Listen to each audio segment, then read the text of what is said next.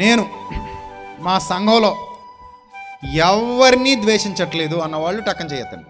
నాకు ఎవరి మీద ద్వేషం లేదు ఇక్కడ, ఎవరి మీద ద్వేషం లేదు ఇక్కడ, ఒక్కరి మీద కూడా నాకు ద్వేషం లేదన్నవాళ్ళు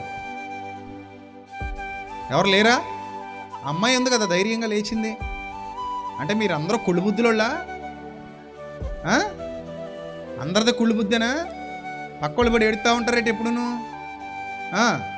ద్వేషమా, అసూయ, ఎవరొకరి మీద కుళ్ళు కుతంత్రాలు, ఈ దరిద్రం అంతా మనసులో ఉంటుంది. ఎప్పుడు పక్కోడిని చూసి ఏడుస్తూ ఉంటారా?